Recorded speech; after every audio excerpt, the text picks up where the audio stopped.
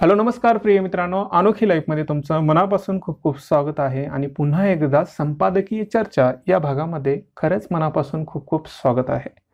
पुढे जाण्या अगोदर, लेख पाहण्या अगोदर तुमच्यासाठी एक सूचना असे की या PDF म्हणजे या लेखाच्या ज्या काही PDF आहेत ते तुम्हाला अनोखी लाईफ या टेलिग्राम चॅनलवर भेटतील, परंतु त्या आहेत लघु टिपण, शॉर्ट नोट्स. त्याच्यामध्ये व्याकरणाचा भाग नाही, त्या समजायला थोडं तुम्हाला किचकट जाईल. त्याच्यामुळे तुम्ही एकदा व्हिडिओ पहा म्हणजे ते तुम्हाला समजेल, नाहीतर ते थोडंसं कॉम्प्लेक्स होऊन जातं, काय लिहिले असं होतं. आणि लघु टिपण एकाच पानावर आहेत, कारण ते तुम्हाला शेवटी रिवाईज करण्यामध्ये आणि जे काही आपण परत परत अभ्यास करतो त्यामध्ये सोयीस्कर व्हावं यासाठीच हा भाग आहे. तर करूया सुरुवात आजच्या लेखला. आजचा पहिला लेख आहे भंडारा जिल्ह्यातील आरोग्य केंद्रामध्ये लागलेले आगीविषयी. दिनांक 11 जानेवारी 2021 रोजी द हिंदूमध्ये आलेला हा लेख आहे. आता ही जी काही घटना घडली त्याच्यामध्ये जे काही घडलं ते तुम्हाला माहीतच असेल. तर त्याच्यामध्ये 10 नवजात जे काही बालके होते त्यांचा मृत्यू झाला. अशी घटना म्हणजे हृदयाला काळजाला असं थरथरणारी गोष्ट असते. खूप वाईट वाटतं अशा गोष्टी ऐकले की त्यांच्या आईवडिलांना किती वाईट वाटलं असेल, पहा, विचार करण्यासारखी गोष्ट आहे. तर अशा अनेक घटना घडतात असं लेखामध्ये म्हटलं जातं. तर जसं की विजयवाडा असेल, अहमदाबाद असेल, तर याच्यामध्ये बी अशा घटना तुम्ही घडलेल्या ऐकल्या असतील. अगोदर बी घर कोसळण्यासारख्या अशा आपत्तीच्या घटना तुम्ही ऐकल्या असतील.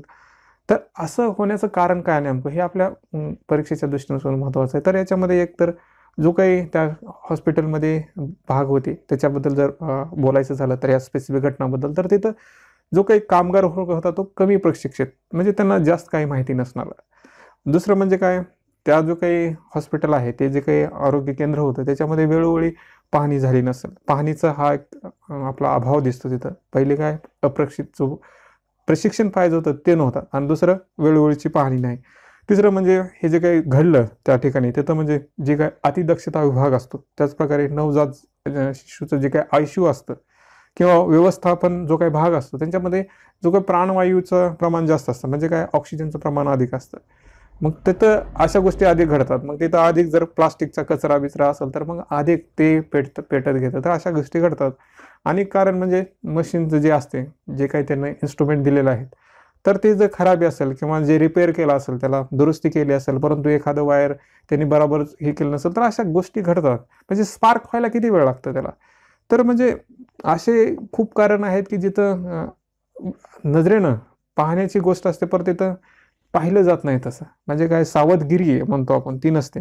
तर याच्यामध्ये जर हे टाळायचं असेल तर पुढं काय करावं, तर याच्यामध्ये बोललं जातं या लेखामध्ये की एक राष्ट्रीय सुरक्षा जो काही कोड आहे तो आंतरराष्ट्रीय स्तराचा नुसार असला पाहिजे, असं बी म्हटलं जातं की सुरक्षा कोड त्याच्यानुसार असं, त्याच्यामुळे अशा घटना घडणार नाही. त्याचमुळं जे काही मशीन म्हणतो आपण, त्यांची जी पॅकेजिंग आहे, त्यांचं जे काही लाईफ आहे त्याची, तर ते सगळ्या गोष्टी चेक केल्या पाहिजे, त्याच्यामध्ये पाहिल्या पाहिजे, तपासणी केली पाहिजे.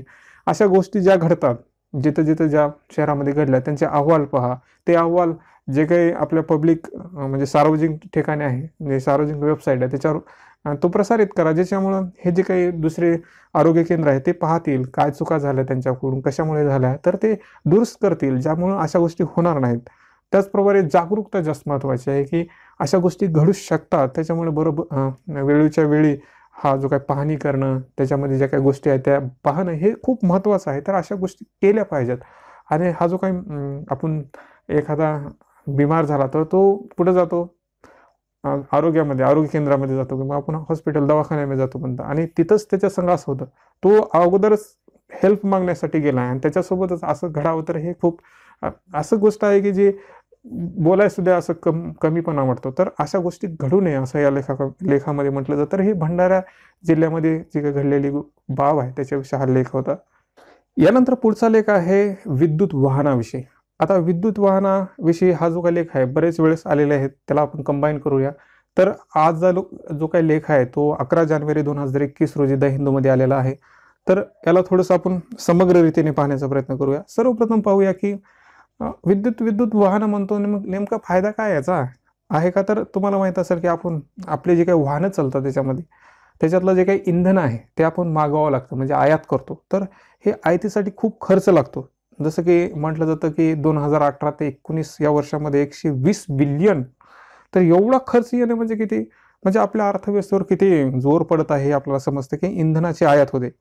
मग जर आपण हे जर केलं तर इंधनाची आयातमध्ये जो काही खर्च आहे तो वाचेल ना, हा एक मोठा फायदा. त्यानंतर आपले वाहनं जे आहे त्याच्यावर चालतात, मग कार्बन जे काही उत्सर्जन होतं ते होणार नाही, म्हणजे कमी होईल, हा एक फायदा आहे. त्यानंतर आपले जे काही पैसा बचत म्हणा किंवा हे काही पॅरिस हवामानचा जो काही करार आहे याच्याबद्दल जे आपलं काही टार्गेट आहे, जे काही उद्देश आहे ते सुद्धा पूर्ण करता येईल. त्याचप्रमाणे रोजगार निर्मिती होऊ शकते या अशा गोष्टीमुळे किंवा विद्युत वाहनामुळे. त्याचप्रकारे हे जे काही आपल्या विद्युत वाहनासाठी जे काही बॅटरी लागतात, चार्जिंग बॅटरी, ते लिथियमचे सोर्स दक्षिण अमेरिकेसारख्या देशामध्ये आहे. तर त्याच्यामुळे त्या देशाशी जो काही संबंध आहे तो बी येऊ शकतो आणि त्याचा फायदा आपण घेता येतो. तर असे बरेच प्रकारचे फायदे आहेत जे तुम्ही स्वतः लिहू शकता. मग हा जो काही विद्युत वाहनाचा भाग आहे त्यासाठी भारताने नेमकं केलं काय, तर ह्याच्यामध्ये बऱ्याच गोष्टी म्हटलं जातं की राष्ट्रीय विद्युत गतिशीलता मिशन 2020 हा सुद्धा एक त्याने राष्ट्रीय नीती आणली होती. तर हा एक भाग त्याच्यामध्ये आहे. त्यानंतर हा जो काही आणि या मिशनच्या अंतर्गत 2020 म्हणजे ह्या अगोदरच्या गोष्टी आहेत, त्याच्यामध्ये 6 मिलियन विद्युत आणि संकरित जे काही वाहन आहे ते निर्माण करायचा. आता इथं हायब्रिड हा शब्द आहे, तर त्याला आपल्या मराठीमध्ये संकरितच होतो, म्हणजे इलेक्ट्रिकल हायब्रिड हे तुम्ही ऐकलं असाल. तर त्याचे 6 मिलियन अशा गोष्टी वाहनं तयार करणं असं एक उद्दिष्ट होतं. त्यानंतर फेम योजना आली, फेम योजना 2 ही आली. त्याच्यामध्ये सुद्धा 1.3 बिलियन खर्च करण्याचं किंवा जो काही उत्पादन आहे त्यासाठी प्रोत्साहन देण्याचं ही गोष्ट सुद्धा बोलली गेली त्याच्यामध्ये. त्याचप्रकारे नीती आयोग सुद्धा म्हणतो की 4.6 बिलियन हे अनुदान द्यायचं. अनुदान कशासाठी द्यायचं, तर ते त्यांनी काम करावं अशा प्रकारचं बोललं जातं. त्याचप्रकारे हे जे काही आपल्या भारताचं उद्दिष्ट आहे की 2030 पासून कमीत कमी 30% जे काही वाहन आहेत ते विद्युत असावेत. तर हे सुद्धा आहे. त्यासाठी मग सुझुकी कंपनी किंवा त्यांचं जे काही संघ आहे ते मिळून बॅटरी लिथियम जे काही आहे, लिथियमची बॅटरी तयार करायचं उत्पन्न हे गुजरातमध्ये करतात. अशा गोष्टी हे भारताकडून होत आहेत असं आपल्याला म्हणता येतं. तर हा भारताबद्दलचा थोडासा भाग. त्यानंतर आपण जसं म्हटलं की दक्षिण अमेरिकेसंग जे काही संबंध येणार आहे ते कशा प्रकारे, तर आपल्याला माहिती आहे की तुम्ही जर ऐकलं असाल की आपण चीन, व्हिएतनाम किंवा हाँगकाँगपासून हे लिथियम आयन सुद्धा आपण आयात करतो, ते आपली जे काही गरज पूर्तता करण्यासाठी. परंतु हे जे काही आहे हा लिथियम आयन त्याची आपली आयात वाढत आहे. जसं की 384 मिलियन पासून 1.2 बिलियन पासून ते वाढली आहे. आता हे वाढत असताना मग कुठल्या देशावर आपण डिपेंडंट आहोत, व्हिएतनाम, चायना यांच्यापेक्षा हे अर्जेंटिना, चिली आणि बोलिव्हिया हे जे काही देश आहे याच्यामध्ये 80% लिथियम आहे त्याच्यामधून आपण घेतो. म्हणजे हा जो काही सोर्स आहे लिथियमचा जेवढा या देशामध्ये म्हणजे आपल्या जगामध्ये आहे तिथं 80% हा भाग इथून येतो. कुठून? अर्जेंटिना, चिली, बोलिव्हिया याला काय म्हटलं जातं, लिथियम त्रिकुटी असं बी आपण म्हणू शकतो. त्याचप्रमाणे अशा गोष्टीमुळे मग नाल्को, HCl म्हणा, MCL म्हणा हे संघ मिळून काय करण्याचा प्रयत्न करतात की असे जे काही लिथियम आहे तर अशा गोष्टी मिळवण्यासाठी प्रयत्न करतात. मग ते ब्राझील असेल, मेक्सिको आहे, व्हेनेझुएला आहे यांच्या संग चांगले संबंध तयार करणं, अशा बऱ्याच गोष्टी या लेखामध्ये म्हटल्या जातात. म्हणजे भारत जो काही पुढाकार घेत आहेत कशा दृष्टीने की हे आपल्या गोष्टी आता महत्त्वाच्या आहेत लिथियमसाठी.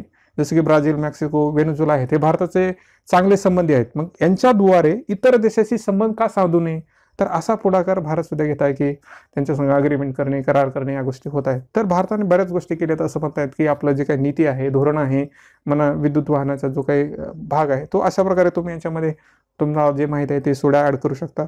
त्याचप्रकारे मग हा जो काही विद्युत वाहन आहे त्याचा फायदा खूप मोठा आहे. जसं अगोदर आपण पाहिलं की जो काही आयात आहे ते कमी होऊ शकते, खर्च कमी होऊ शकतो, आपले जे काही अर्थव्यवस्था आहे त्याला मजबूती येऊ शकते, कार्बन उत्सर्जन कमी होऊ शकतं. त्याचप्रकारे मग याला आव्हानं काय आहेत नेमकं चॅलेंजेस काय आहेत, तर पहिलं तर आहे की विद्युत वाहनाचा कमी वापर करतो आपण आणि जे बी वापर करतो त्यासाठी ज्या काही गोष्टी उपलब्ध पाहिजेत त्या नाही. मग हे जे काही चार्जिंग स्टेशन म्हणा किंवा याची उपलब्धता नाही, पायाभूत सुविधाच नाही पहिल्या सुरू. आणि जे काही आपण बॅटरी तयार करतो त्याच्यामध्ये 35% घरगुती कच्चा माल वापरला जातो, बाकीचा सगळं आयात केला जातो. मग असं केल्यास मग ते जे काही उत्पादन आहे ते महाग होणारच ना. तर अशा गोष्टी आहेत तिथं. मग हे एक आव्हान म्हणजे जसं आपण म्हटलं की कमी वापर आहे, स्थानिक घरगुती कमी होतो. त्याचप्रमाणे जी काही पायाभूत सुविधा आहे ते सुद्धा नाही त्याच्यामध्ये आणि जास्त अवलंबता आहे म्हणजे लिथियमसाठी अवलंबून आहे. तर हा एक काही आव्हान आहेत भारतासमोर. मग ह्याच्यावर काय करता येईल पुढं काय मग याच्यामध्ये, तर याच्यामध्ये असं की सर्वात महत्त्वाचं म्हणजे जे आपण आता कारणं सांगितले त्यालाच पुढे लिहिता येतं की चार्जिंग व्यवस्था उपलब्ध करणे, त्याची सुलभता असणे हे सुद्धा महत्त्वाचं आहे. मग हे सगळे गोष्टी होण्यासाठी विद्युत वाहन आपल्या भारतामध्ये येण्यासाठी तशी वातावरण निर्मिती करणं हे सुद्धा आपल्यासाठी महत्त्वाचं आहे. तर हे करत असताना मग काय केलं पाहिजे, की काही CSR म्हणतो आपण, व्यावसायिक सामाजिक जबाबदारी आहे त्यांचा जो काही निवेश आहे तर अशा गोष्टीमध्ये आणला पाहिजे. त्यासाठी मग बॅटरी उत्पादनावर भर देणे, त्याचप्रमाणे योग्य नीती अवलंब करणे. चिली, बोलिव्हिया, ऑस्ट्रेलिया यासारख्या देशामध्ये जे काही लिथियम आहे तेच घेण्यासाठी मग त्यांच्याकडे चांगले करार किंवा चांगले संबंध ठेवणे हे सुद्धा महत्त्वाचं आहे. आणि हे विद्युत वाहन वापरावं यासाठी ते जे काही वापरतात त्यांसाठी रस्ता कर कमी करणे किंवा मुक्त नोंदणी किंवा पार्किंगची व्यवस्था करणे. तर अशा गोष्टी केल्यानं काय होतं तर ते त्याला एक असं वाटतं की हां हे वापरल्याने इतके फायदे आहेत तर मग आपण का वापरू नये. तर अशा गोष्टी करा की ज्याच्यामुळे हा सिस्टम आहे, जे काही व्यवस्था आहे किंवा जे वातावरण आहे ते निर्माण होईल. आणि त्यासाठी भारतानं आणि शासनानं आणि इतर जे काही समाजातले लोक आहेत त्यांनी मिळून काम केलं पाहिजे असं बी म्हटलं जातं. तर ह्या सगळ्या गोष्टी विद्युत वाहनाविषयी आहेत आणि याचं भविष्य आहे. तर हा लेख आपल्या या आजच्या ह्याच्यामध्ये होता. यानंतर पुढचा लेख आहे परराष्ट्र धोरणाविषयी. दिनांक 12 जानेवारी 2021 रोजी द हिंदूमध्ये आलेला हा लेख आहे. परराष्ट्र धोरण याविषयी या लेखामध्ये बोलत असताना बऱ्याच गोष्टी सांगितल्या जातात. आता त्या कोणत्या, तर ते असं म्हणतात की 2021 मध्ये जे काही धोरण येणार आहेत ते आहेत 2020चा परिणाम. म्हणजे जे काही समीकरण आहे ते 2020चा परिणाम आहे असं म्हटलं जातं. याचं कारण असं की अमेरिकेमध्ये जे काही निवडणुका झाल्या, आता ट्रम्प मामा गेले, आता दुसरे मामा येणार आहेत, मग तिथं काही बदल होऊ शकतो. त्याचप्रकारे चीनमध्ये जो काही प्रकार घडला कुठला कोविडचा, परंतु त्याने जगाला नाही सांगितलं, तरी पण त्या देशामध्ये गुंतवणूक करण्यासाठी दुसरे देश सज्ज आहेत. म्हणजे हे काही धोरण बदलत आहे ते कशाचा 2020चा परिणाम आहे असं म्हटलं जातं. मग सर्वप्रथम या लेखामध्ये बोलत असताना चीनबद्दल बोललं जातं. आता चीनमध्ये काय होत आहे, जसं की आपण म्हटलं की त्याच्यामध्ये गुंतवणूक करण्याचा प्रयत्न केला जातो. तर कोण आहे तो आहे युरोप. युरोप हा चीन संघ करार करण्याचा प्रयत्न करत आहे आणि ते सुद्धा अशी परिस्थिती झाल्यानंतर सुद्धा. त्याचप्रकारे भारताबद्दल आणि चीनबद्दल बोलत असताना जो काही संबंध आहे तो आपण अगोदर सुद्धा पाहिला आहे की जे काही तणाव आहे ते वाढले आहेत आणि त्याचप्रमाणे जे काही व्यवस्था आहेत किंवा अर्थव्यवस्था आहे त्या ज्या अगोदर प्रमाणे होत्या त्या नाहीत असं बी म्हटलं जातं. त्याचप्रकारे चीनची जी काही अर्थव्यवस्था आहे ती इतर देशापेक्षा सकारात्मक होती हे बी म्हटलं जातं. जसं की दुसऱ्या देशात जी काही अर्थव्यवस्था आहे ती खूप निगेटिव्ह म्हणजे नकारात्मकमध्ये गेली, परंतु चीन हे त्या काळामध्ये जे काही कोविड्स आहे त्याच्यामध्ये लवकरात लवकर त्यांनी ते प्रयत्न केले, त्यांच्यामुळे जी काही अर्थव्यवस्था आहे ती त्यांची सकारात्मक आहे. त्याचप्रकारे जी काही सैन्य शक्ती आहे चीनची तो आता वाढवण्याचा प्रयत्न ते करत आहे. त्याचप्रकारे रशियासोबत जे काही सैन्याबाबतचे जे काही एक्झरसाईज आहे की जे काही ताळमेळ बसवायचे ते करण्याचा ते सुद्धा चीन प्रयत्न करत आहे. त्याचप्रकारे चीनमध्ये जे काही म्हणजे हाँगकाँगमध्ये ज्या काही घटना घडल्या ते घडल्या असताना त्याचा परिणाम कमी दिसत आहे. हे चीनच्या बाबतीत ह्या धोरणाविषयी बोललं जातं की चीनमध्ये सगळ्या गोष्टी प्रतिकूल असताना त्या अनुकूल दिसत आहेत असं बी आपल्याला म्हणता येतं. त्याचप्रकारे युरोपमध्ये बोलत असताना युरोपची अर्थव्यवस्था हे महत्त्वाची आहे असं म्हटलं जातं की युरोप जसं की आता ब्रेक्झिट झालं किंवा इतर जे काही परिणाम घडत आहेत वरून कोविडचा परिणाम आहे त्याच्यामुळं युरोपला काय महत्त्वाचं आहे अर्थव्यवस्था. मग तो अर्थव्यवस्थेचा मुख्य स्रोत कोण आहे चीन. मग त्याच्यामुळं चीन हा आणि अर्थव्यवस्था हे दोन्ही मिळून करार करत आहेत आणि ते बाकी सगळे विसरत आहेत. ते म्हणतात की आम्ही काही पाहिलं नाही बाबा, आम्हाला फक्त अर्थव्यवस्था दिसते हे म्हणत आहेत. तर हा युरोपबद्दलचा प्रश्न. त्यानंतर दुसरे काही जे गोष्टी घडत आहेत जसं की ब्रेक्झिट घडला तो बी आता त्याचा काही विषय नाही राहिला. त्याचप्रमाणे अंजेला जे काही मेरिकल आहे ते जर्मनीचे चान्सलर ते आता म्हणजे त्यांचा आता रिटायरमेंटचा काळ आहे ते आता बसण्याच्या ओघात आहेत. त्याचप्रकारे दुसरे जे काही लोक आहेत आम्हीच दादा म्हणणारे म्हणजे लोकशाही सोडून हुकुमशाहीला म्हणणारे त्या लोकांची भरती सुद्धा ह्याच्यामध्ये आहे. जसे की पुतीन असतील, शी जिनपिंग असतील किंवा अरदगान असतील टर्कीचे महाराज. तर ते म्हणजे महाराज नाही तर तसे असे लोक आहेत की जे लोकशाहीपेक्षा हुकुमशाही अधिकारवृत्तीला जास्त बळकावणारे किंवा त्यांना मानणारे आहेत असं म्हटलं जातं. त्याचप्रकारे दक्षिण आशियाबद्दल बोलत असताना म्हणजे तुम्ही जर पाहत असाल तर बऱ्याच प्रकारे त्याच्यामध्ये बदल दिसत आहेत. आणि सौदी अरेबियाचा जो काही गट आहे आणि इराण टर्कीचा जो काही गट आहे याच्यामध्ये अब्राहम करारसारखे करार होऊन सुद्धा त्यांच्यामध्ये काही बदल होत नाही. हा सुद्धा आपला दिसतं ह्या परराष्ट्र धोरणा म्हणजे असं सगळं जर पाहिलं तर. त्याचप्रकारे रशिया जो काही प्रयत्न करत आहे जे शेजारील देश आहे त्याच्या तर त्या शेजारील देशावर त्याचं लक्ष आहे रशियाचं म्हणजे संबंध चांगले ठेवण्यासाठी प्रयत्न करत आहेत. त्याचप्रकारे सौदी अरेबिया आणि जो काही इराणमधले संबंध होते तो अमेरिकेचे काही ट्रम्प मामा होते ते थोडे असं वेगळेच केले होते. आता दुसरेच नेतृत्व येणार आहे त्यामुळे तिथं सुद्धा तणाव होऊ शकतो की नेमकं काय होणार आहे. तर हा सुद्धा आहे. त्यानंतर हा जो काही चीन आहे चीन काय जसे सगळ्याचे जसे दुश्मन असेल त्याला तो दोस्त बनवतो, त्याच प्रकारे चीन आणि इराणमध्ये 25 वर्षासाठी तब्बल 25 वर्षासाठी रणनीतिक सहकार्य अशा प्रकारच्या गोष्टी त्यांच्यामध्ये होत आहेत. त्याचप्रकारे कतार आणि अरेबियामधील जे काही संबंध आहेत ते सुधार होत आहेत. म्हणजे अगोदर जे तणाव होते त्यांच्यामध्ये की त्यांना कतारला आयसोलेट करणं, एकटं पाडणं, परंतु आता त्यांना ते समजलं की असं करून काय फायदा होणार नाही, त्याच्यामुळं जो फायदा व्हायचा तो इतरांनाच होत आहे, त्याच्यामुळे ते संबंध सुधारण्याचा प्रयत्न करत आहेत.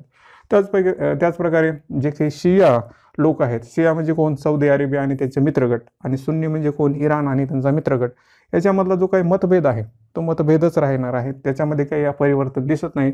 त्याचप्रकारे इराण न्यूक्लिअरचा जो काही प्रश्न आहे जो ट्रम्प मामाने काढला होता, आता त्याच्यामध्ये दुसरे मामा येणार आहेत. जर त्या मामाने काहीतरी केलं तर इराण शांत बसेल, नाहीतर तो आपला उपक्रम, आपला जो काही कार्यक्रम आहे तो चालू ठेवणार आहे. तर असं बी आपल्याला म्हणता येतं की अशा गोष्टी घडू शकतात या येणाऱ्या काळामध्ये. त्याचप्रकारे भारताचा जर विचार केला तर आता या सगळ्या समीकरणामध्ये भारत कुठेतरी एकटा पडल्यासारखा दिसते. कशामुळं, जसं की चीनचा जो काही वाद आहे, आता चीन आपल्या संग सीमा तणाव करत आहे, चीनमध्ये बरेच प्रकार घडले आहेत, चीन इतर देशामध्ये ढवळाढवळ करत आहे, तरी बाकीचे सगळे देश शांतच. मग असं जर असताना भारताने एकट्याने किती प्रतिकार करणार त्या चीनचा, त्याच्यामुळे भारत एकटा पडल्यासारखा वाटतो. त्याचप्रकारे भारत काय दक्षिण जे काही आशिया आहे ज्याप्रमाणे कार्य करायला पाहिजे होतं तिथं तो कार्य करत नाही, म्हणजे त्याचे हात बांधल्यासारखे किंवा कार्यहीन दिसत आहे असं बी आपल्याला म्हणता येत. त्याचप्रकारे भारत इराण जे काही पहिले चांगले संबंध होते ते आता आपण अमेरिकाच्या जवळ जात आहोत म्हणून ते बिघडलेत काय असं सारखं वाटतंय, म्हणजे आहेत असं दिसे आपल्याला दिसत आहे. त्याचप्रकारे अफगाण तालिबानमध्ये जो काही टक्कर चालू आहे किंवा त्यांचं जे काही संघर्ष आहे त्याच्यामध्ये भारत कुठं दिसतोय काय हा सुद्धा प्रश्न आहे की दिसतच नाही. कारण जसं का अमेरिकेने सुरुवात केली होती परंतु भारताला काही आमंत्रण निमंत्रण म्हणा तशा प्रकारचं काही गोष्ट दिली नाही, म्हणजे भारतातला हा जो काही भाग आहे एकटेपणाचा तो आपण सांगत आहे. त्याचप्रकारे जर आपण पाकिस्तानबद्दल पाहिलं तर पाकिस्तानचे जे काही अगोदरच्या गोष्टी होत्या ते आता अधिकच वाढल्यात, जसं की पाकिस्तानमधलं जी अर्थव्यवस्था आहे ते बी ते आपण बंद करून टाकली. पुन्हा पाकिस्तान जो काही हरामखोरी करतो त्याच्यामुळे जरा आपण त्याच्याकडे नजरअंदाज करतो, त्याच्यामुळे पाकिस्तान म्हणला चला आपण जाऊ चीनकडे, अगोदरच जात होता आता जास्त झोकाव त्याच्याकडे आहे. हे दोघं कार्य करत आहेत असं बी आपल्याला म्हणता येतं. त्याचप्रकारे भारत आणि नेपाळबद्दल पाहिलं तर तुम्ही मागल्या इश्यू पाहता थोडं तणाव आहे त्या आपल्या या दोन देशामध्ये. त्याचप्रकारे बांगलादेश, म्यानमार, श्रीलंका याच्याविषयी काही इश्यू आहेत ते सॉल्व्ह करण्यामध्ये भारत गुंतला आहे. बांगलादेशविषयी बोलत असताना जे काही आपण राष्ट्रीय लोकसंख्या नोंदणी म्हणतो किंवा जो नागरिकता कायदा आहे त्याच्याविषयी थोडंसं तो नाराज आहे, कारण त्याच्याविषयी जे काही रिझल्ट आहे ते अजून उजागर केलेच नाही, त्याच्यामुळं प्रश्न राहतोच ना नेमकं काय होणार आहे. तर हा एक भारताबद्दल बोललं जातं की भारत एकटा पडल्यासारखा वाटतो. त्याचप्रमाणे मग या सगळ्या ह्याच्यामध्ये जसा एकटा पडल्यासारखा वाटतो म्हणजे काय झालं भारताच्या परराष्ट्रीय धोरणाला, कुठं काही धोरण कमी पडतंय का असा बी प्रश्न आहे, किंवा भारतातली जी क्षमता आहे ती कुठंशी कमी झाली का असं बी वाटलं जातं. परंतु भारताचं जर धोरण पाहिलं तर जसे मोदी आले त्यापासून तर ते धोरण कसं आहे की भारताचा प्रभाव बऱ्याच राष्ट्रावर म्हणजे राष्ट्रावर असला पाहिजे, त्याच्यामुळं बरेच कार्य करता येतील. त्याच्यामुळं तुम्ही पाहिलं असेल की बऱ्याच गोष्टी करतात ते, म्हणजे जास्तीत जास्त व्हिजिट केले जातात, जास्तीत जास्त दुसऱ्या देशाला आपण करार करतो, तर राष्ट्रावर प्रभाव करणं हा धोरण आहे. परंतु ते काही आता सध्या आपलं असं वाटत नाही की जास्त इफेक्टिव्हपणे करत आहे, कारण तो परिस्थिती बी तशीच आहे. म्हणजे दोष कुणाचा नाही इतके बी आपण म्हणता येतं. थोडासा आपला विचार बी केला तर जरी लेखामध्ये बोललं गेलं नाही तरी. त्याचप्रमाणे भारताला सुरक्षा सदस्य भेटला आहे, त्याच्यामध्ये भारतानं कार्य केलं पाहिजे, परंतु तो कसं करणार हे आपला आता भविष्याच्या गर्भात आहे. आणि जास्तीत जास्त कसा प्रश्न आहे की भारत हा अमेरिकेच्या जवळ चालला आहे, त्याच्यामुळे इतर देश जे आहे ते भारताशी थोडंसं ढिल्याईनं वागत आहेत. म्हणजे जसं जे तो अमेरिकेचं तो धोरण तुम्हाला माहिती आहे की ट्रम्प होते, तर त्यांच्याविषयी मग भारताचा थोडासा इतर देशाशी संबंध सुद्धा तुटतो की काय, कुणामुळं, अमेरिकेमुळं, तर असा बी प्रश्न आहे. तर असं एक परराष्ट्रीय धोरण इतर सगळ्या जर जगाचं पाहिलं तर दिसत आहे आपल्याला. तर हा लेख परराष्ट्रीय धोरणाविषयी होता. यानंतरचा पुढचा लेख आहे सार्क विषयी. दिनांक 13 जानेवारी 2021 रोजी द हिंदूमध्ये आलेला हा लेख आहे. दक्षिण आशियामध्ये सहकार्य स्थापित व्हावं, त्यांच्यामध्ये कॉपरेशन यावं म्हणजे सहकार्य यावं यासाठी एक संस्था स्थापन करण्यात आली 1985 साली. त्याला आपण सार्क म्हणतो. आपण मराठीमध्ये जर त्याला फुल फॉर्ममध्ये पाहायचं गेलं तर प्रादेशिक सहकार्याचे दक्षिण आशियाई संघटना. काय आहे? प्रादेशिक सहकार्याचे दक्षिण आशियाई संघटना म्हणजे सार्क असं आपल्याला म्हणता येतं. आता या लेखामध्ये बोलत असताना ते म्हणतात की या संस्थेनं म्हणजे या संघटनेनं विशेष काही कार्य केलं नाही. जसं की ते एशियन्स जे काही आहे ग्रुप तो किंवा युरोपीय संघ जसे कार्य करतात त्यांच्यासारखं काही कार्य याच्यामधून घडलं नाही. याउलट तर 2016 पासून याच्याविषयी जो काही बोलबाला आहे तो बंदच आहे असं बी आपल्याला म्हणता येतं. मग याचा परिणाम काय झाला असं होण्याचा, म्हणजे सार्क बंद पडण्याचा किंवा ते थोडं असं साईडला जाण्याचं किंवा थंड पडण्याचं कारण आहे की ह्याच्यामुळं परिणाम असा घडला की जे काही WTO किंवा म्हणा जागतिक ज्या काही संघटना आहेत जसं की आंतरराष्ट्रीय बँक असेल किंवा व्यापारी संघटना असेल, यांना जर करार करायचे असेल किंवा गुंतवणूक करायची असेल तर मग ते असं प्रादेशिक ह्याच्यावर न करता जे काही इंडिव्हिज्युअल म्हणजे वैयक्तिक जे देश आहेत जसे की भारत, चीन, पाकिस्तान यांच्याशी वेगवेगळे करार करावे लागतात. म्हणजे जे काही सामूहिकरित्या असं गोष्टी करता येतात ते करता येत नाही. तर हा परिणाम आहे. म्हणजे एका प्रादेशिक जो काही भूभाग आहे, जो काही सगळा भाग आहे त्याचा जो काही विकास व्हायचा तो थोडा अडथळा येतो म्हणजे त्यांना करण्यामध्ये असं बी म्हटलं जातं. परिणाम मोठा आहे तसा. म्हणजे इतर गटासारखं जर पाहिलं तर बरेच आपल्याकडे गट आहेत त्याच्यामध्ये RCEP असेल किंवा GCC असेल, गल्फ कॉर्पोरेशन असेल, हे जे आहे ते त्यांच्यासारखं मग ते कसं मिळून मिसळून काम करतात ना, तशा प्रकारे आपल्याकडे हा जो काही सार्क आहे तो नसल्यामुळं हा परिणाम सुद्धा भोगावा लागतो असं आपल्याला म्हणता येतं. मग या लेखामध्ये हे जो काही सार्क गट आहे त्याला पुनरुज्जीवन करण्यासाठी, त्याला पुनर्जन्म देण्यासाठी म्हणजे पुन्हा एकदा आणण्यासाठी काय करावं लागेल तर ते म्हणतात की भारत याच्यामध्ये का सहभागी होत नाही तर आपलं काही एकच ठेंग आहे की आपण पाकिस्तानशी मतभेद आहेत. आता पाकिस्तानशी मतभेद आहेत मग असा बी प्रश्न होतो मग चीनशी मतभेद नाहीत का किंवा आपल्या नेपाळशी मतभेद नाहीत का? आहेत ना. मग त्यांच्या समस्या सुद्धा आपण सॉल्व्ह करतो म्हणजे करतो ना काही ना काही त्यांच्या संग सहकार्य ठेवतो, कुठल्या ना कुठल्या गोष्टीमध्ये आपण त्यांना बोलण्याचा प्रयत्न करतो. परंतु पाकिस्तान आहे तो आपल्या चर्चेमध्ये म्हणजे आपला पाय आडवा आणतो किंवा असं म्हणा त्याच्यामध्ये चांगले कार्य करत नाही असं म्हणणं म्हणजे पाकिस्तानला एक जिंकण्याची संधी देण्यासारखं आहे ना असं बी म्हणता येतं. म्हणजे आपण असं करू नये की ज्याच्यामुळं इतर देशाचे जो काही संबंध आहे त्याच्यामुळं कमी होईल. म्हणजे कसं पाकिस्तान आहे म्हणून आपण दुसऱ्या देशाचे संबंध सुद्धा तोडण्यासारखं झालं की सगळ्या गटामध्ये सगळ्या दक्षिण आशियामध्ये सगळे देश आहेत आणि फक्त पाकिस्तानमुळे आपण असं करत असेल तर मग हा सुद्धा एक म्हणजे असं वेगळेचपणाचा भाव आहे ना. तर हा नसायला पाहिजे. चीनशी मतभेद असेल, इतर देशाशी मतभेद आहे तरी आपण सांभाळून घेतो किंवा कार्य करण्याचा प्रयत्न करतो. तर तर विशेष काही भाग पाकिस्तानमुळं करू नये असं बी म्हटलं जातं. त्याचप्रमाणे दुसरी गोष्ट म्हणजे पुनरुज्जीवन का करावे ह्याचं आपलं सार्कचं, तर ते आहे दुसरं की महामारीची जो काही भाग चालू आहे त्याच्यामध्ये जे काही समस्या आहेत, आव्हाने आहेत, याच्यामध्ये सहकार्य करत असताना भारत हा एक चांगल्या प्रकारची भूमिका नेतृत्व करू शकतो. जसे की भारतामधले जे काही सुविधा उपलब्ध आहेत त्याचा फायदा या इतर लोकांना होऊ शकतो म्हणजे इतर देशांना होऊ शकतो आणि त्याच्यामुळं भारताची एक चांगली छबी, चांगली एक अशी गोष्ट होऊ शकते, त्याला आपण सॉफ्ट पॉवर असं म्हणतो. त्याच्यामुळं फायदा होऊ शकतो इतर गोष्टींमध्ये सुद्धा. त्याच्यामुळे फक्त काही गोष्टीमुळे अडचण करणं हा सुद्धा चांगली गोष्ट नाही. त्यानंतर तिसरा मुद्दा आहे की ज्याच्यामुळं पुनरुज्जीवन करता यावं, तर तिसरा मुद्दा आहे आर्थिक सहकार्य. जसं की आता हे आपण म्हटलं की महामारी सुरू आहे. महामारीमुळे प्रत्येक देशाची अर्थव्यवस्था ही खूप म्हणजे नकारात्मक आहे. जसं अगोदरच्या आपण लेखामध्ये पाहिलं होतं नकारात्मक आहे. त्याच्यामुळं जे काही रोजगार संधी आहे, जे काही गोष्टी आहेत त्या थंडावल्या आहेत, मंदावल्या आहेत असं बी म्हणता येतं. परंतु काही गोष्टी आहेत ज्याच्यामुळं सहकार्य केल्यानंतर या गोष्टी वाढू शकतात. जसं की पर्यटन क्षेत्र आहे, याला जर पुढं आणायचं असेल तर सगळ्यांनी मिळून सहकार्य केलं पाहिजे. म्हणजे दक्षिण आशियामध्ये जर आपल्याला पर्यटन आणायचं असेल तर सगळ्यांनी मिळून कार्य केलं पाहिजे. तसं असं पर्टिक्युलर होणार नाही. म्हणजे आता हा जो काही दक्षिण भाग आहे, दक्षिण आशिया भाग आहे त्याच्यामध्ये या सुविधा किंवा या गोष्टी दिल्यानंतर ते पुढे येतील असं मी म्हणणं आहे त्याच्यानंतर. आणि याच्यामुळे एक प्रादेशिक सहकार्य वाढेल. प्रादेशिक सहकार्याचं असं नाही की तीव्र राष्ट्रवाद आणि जागतिकीकरण याला सोडून आहे, मधला भाग आहे. म्हणजे काय याच्यामुळं असं कुठलीही गोष्ट दुखावली जाणार नाही प्रादेशिक सहकार्यामुळं, कारण सगळेच देश आहेत ना. तर असं म्हटलं जातं की हे आर्थिक सहकार्यामुळे बऱ्याच गोष्टी घडू शकतात आणि याच्यामुळं याचा फायदा म्हणजे या सार्कमध्ये व्हायला हवा किंवा त्याचा करायला हवा असं म्हटलं जातं. त्यानंतर चौथं भाग आहे की पुनरुज्जीवन का करावे, म्हणजे याला जन्म का द्यायचा पुन्हा पुन्हा. तर ह्याचा असा आहे की चीनला प्रत्युत्तर देण्यासाठी. जसं की आपण बघितलं की चीनचा सीमावाद चालू आहे किंवा इतर गोष्टी चालू आहे किंवा पूर्वसागरी भागामध्ये बऱ्याच गोष्टी होत आहेत. तर हा जो काही चीन आहे त्याला प्रत्युत्तर देण्यासाठी ही जे काही सार्क संघटना आहे त्याच्यामध्ये सुद्धा कार्य होऊ शकतं. किंवा जे काही दक्षिण भारत काय म्हणतो नेमकं की आता भारताचा सीमावाद तर आहे, परंतु भारत काय नेमकं आहे की असं म्हणतो की चीन हा मूलतः दक्षिण आशियामध्ये येत नाही. परंतु हे म्हणजे वेगळं कारण आहे. बोलायचं एक, करायचं असं एक कारण आहे.